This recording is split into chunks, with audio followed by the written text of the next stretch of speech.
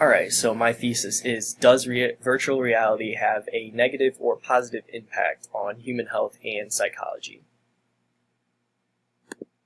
So, virtual reality has proven to have an overwhelming number of real-life applications, such as virtual walkthroughs and social conferences. So a virtual walkthrough, a nice example would be you live in another state and you're trying to move to California, and you can't actually fly out to California to make a physical walkthrough to buy a house that you're looking at. So what some realtor companies are doing nowadays is creating these 3D walkthroughs, so you can just pop on a virtual reality headset and you can do a walkthrough of a home just in 3D, so you don't even have to be there, which I thought was really cool. And then social conferences, that just means instead of having to, meet with the higher-ups or your bosses over Skype or something if you can't meet in person, you would be able to both put on VR headsets and still meet face-to-face, not physically, but essentially it's still the same if you're in a virtual reality world. There's also the entertainment aspects of virtual reality, so movies and TV are adapting a lot of their stuff to virtual reality to give a more immersive experience.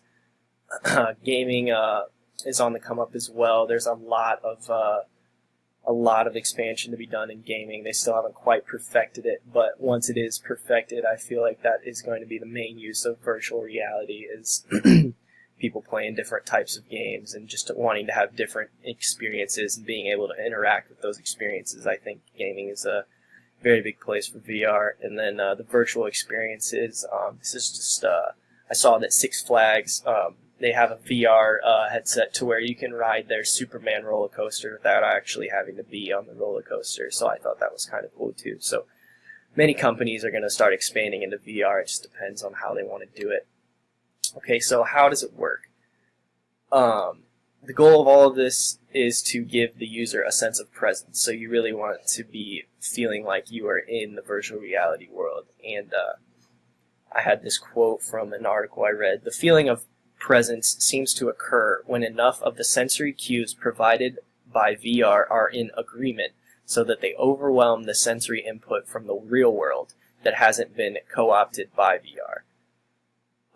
When the sensory cues aren't in agreement, the body will find ways to let the player know, potentially including nausea and often breaking immersion. So if your body knows it's in a virtual reality world, it's going to react in a negative way, probably causing you some nausea or messing with your eyesight. And what I found while I was researching this topic was we're basically tricking our own minds. It's pretty much the greatest optical illusion ever invented. I just have found a few videos of optical illusions, just how you think something is real just because your mind sees it as real. It doesn't necessarily have to be that way. Like, basically, VR is all about perception. It's just trying to trick your mind into believing you're somewhere you're not. And then these GIFs do a really nice job of letting the user see how perception can actually affect your mind. Right now, I really believe I'm looking at a Rubik's Cube, and yet I'm not. It's a drawn picture of something. So this is basically how VR works, in a sense. So the main the main experience is the immersion. Everything comes down to a perceptual experience, says Kimberly Vole, a senior technical designer at Riot Games. If our vestibular system, which senses motion and orientation, doesn't match the cues from our eyes, then the body will be quick to let the player know that what they're perceiving is in some way inconsistent with the reality that they're used to experiencing.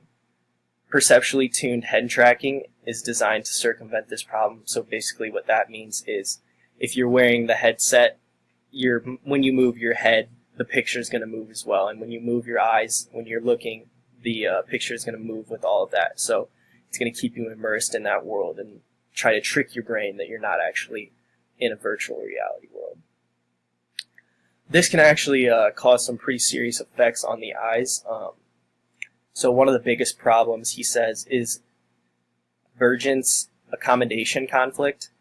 This can cause eye strain, and this is also noted in the Oculus Rift guidelines. They have about a 3-page PDF of guidelines that is pretty much all their warnings. And the impact seems to be temporary, but Banks says longer-lasting effects are worth watching out for. Everything I have seen suggests it is all short-term, and you readjust after you take that headset off. But I think it would be unwise for us to say that there is no problem. So basically, they are being a responsible company and recognizing the fact that there is a potential to cause damage to your eyes and the way you see things in the real world if you use VR for too long. She said that we haven't really yet gotten to the stage where people have been using virtual reality for prolonged periods of time, for example, periods of weeks or months, to identify with any clear certainty of any long-term effects of virtual reality. So in the future, we'll be able to delve into this idea a little bit deeper of if you're in a virtual reality world for a week, like, will that affect your eyesight in the real world? And I think that it probably would. I feel like if you watched TV for a week straight, that would seriously mess with your eyes. I can only imagine what it would do to the peripheral vision and stuff like that if you were actually in a VR system for so long. And then some of the effects on the brain, I found this study very, very interesting. So these guys basically, they set up a room where they had treadmills, and they had little rats that could explore a virtual reality setup. And these rats, they appeared to behave normally in the setup, but when the researchers actually looked at the animals' brains, they found some pretty surprising information. So, for example, in the hippocampus of the brain, that's the brain region involved in mapping an individual's location of space, as well as many other functions, including memory, learning, and dreaming. About 60% of the neurons simply shut down while the animals were in virtual. It's basically saying that the virtual reality was messing with these animals in such a way that their brains didn't know how to react to it. So they just shut down. And we don't know the effects or if humans would even experience similar effects, but this is obviously something else that needs to be looked into deeply. It gets worse. Many of the neurons that don't shut down show abnormal patterns of activity. In the real world, these neurons create a map of space, but in the virtual world, the map of space is totally destroyed. Meta suspects that the part of the brain involved in keeping track of an animal's location is so fine-tuned that it expects everything to be in sync. I believe that's why these neurons are shutting down in virtual reality, he said. So basically, our brains are so good at what they do that when we start tricking our eyes through virtual reality, that other parts of the brain don't know how to react. They're so used to perceiving the world through our eyes that in virtual reality, some of the parts just shut down. And I thought that could be a very, very negative impact on brains. We just don't know, again, how long you need to be in virtual reality to have a lasting effect like that.